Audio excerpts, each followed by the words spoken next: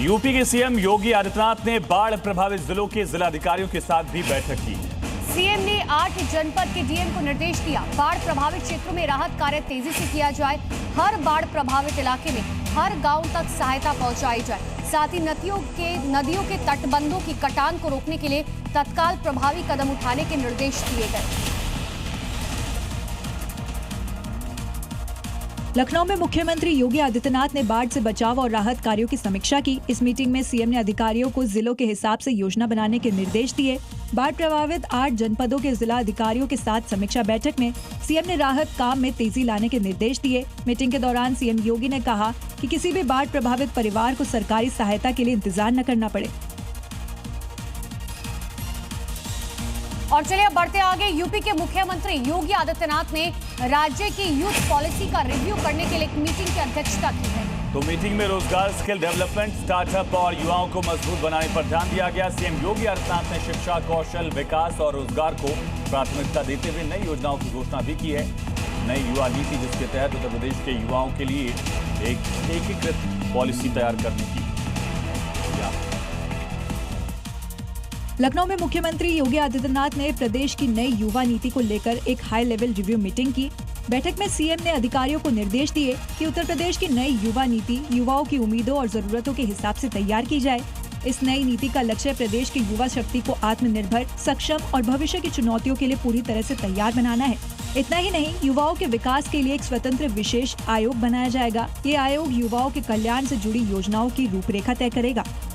UP के मुख्यमंत्री योगी आदित्यनाथ आज अम्बेडकर नगर जिले के दौरे पर रहेंगे। सीएम योगी जिले को 700 करोड़ रुपए से अधिक की सौगात देंगे। सीएम एक जनसभा को भी संबोधित करेंगे। सीएम योगी आदित्यनाथ अम्बेडकर नगर का दौरा करने वाले हैं। 700 करोड़ की परियोजनाओं की सौगात देंगे। 706 करोड़ की परियोजनाओं की सौगात दरअसल, और इस दौरान जनसभा को भी सीएम संबोधित करेंगे।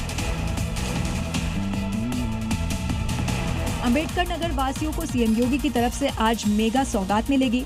सीएम योगी 706 करोड़ की 194 विकास परियोजनाओं का लोकार्पण और शिलान्यास करेंगे। इन परियोजनाओं से जिले में सड़क, शिक्षा, स्वास्थ्य सहित कई क्षेत्रों में विकास को गति मिलेगी। मुख्यमंत्री आलापुर में सामाजिक समरसता के वाहक बाबा गोविंद साहब की तपोस्थली पर माथा टेकेंगे। यहाँ सीएम एक जनसभा को भी संबोधित करेंगे।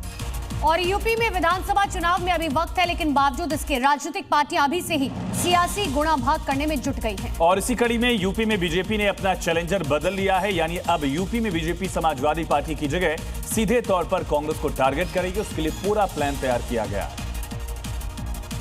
जिसके तहत बीजेपी ने तिरंगा यात्रा विभाजन विभीषिका का मुद्दा उठाएगी। साथ ही संत रविदास समरसता संकल्प अभियान के तहत जात पात पर कांग्रेस को घेरेगी। वहीं डॉक्टर अंबेडकर को भारत रत्न कांग्रेस की सरकार में नहीं, बीजेपी की सरकार में मिला। बीजेपी ऐसे मुद्दों के जरिए राहुल गांधी और कांग्रेस को घेरेगी।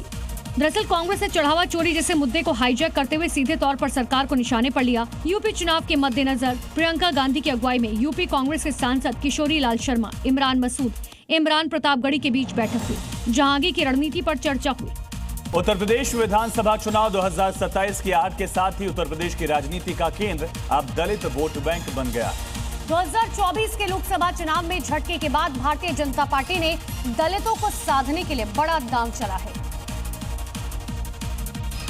इसके लिए योगी सरकार ने अनुपूरक बजट में BR अम्बेडकर मूर्ति विकास योजना के तहत 407 करोड़ रुपए का भारी भरकम बजट प्रस्तावित किया है। इसके जरिए प्रदेश भर में अम्बेडकर, संत रविदास और ज्योतिबा फुले जैसे महापुरुषों के स्मारकों का कायाकल्प किया जाएगा। इस योजना के तहत यूपी की हर एक विधानसभा में डॉक्टर अम्बेडकर के 10 स्मारकों का कायाकल्प होगा। साथ ही महापुरुषों की मूर्तियों की सुरक्षा के लिए बाउंड्री वॉल का निर्माण किया जाएगा। उत्तर प्रदेश में दलित आबादी 21 से 22% है। ये वोट बैंक राज्य के 403 विधानसभा सीटों में से 85 आरक्षित सीटों पर जीत हार तय करती है। साथ ही 140 अधिक सामान्य सीटों पर भी सीधा प्रभाव रखता है।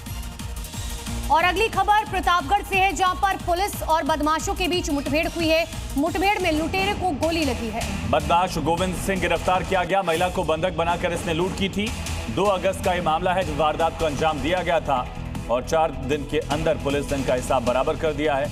बदमाश गोविंद सिंह को गिरफ्तार किया गया। हाफ एनकाउंटर करके इसको गिरफ्तार किया गया।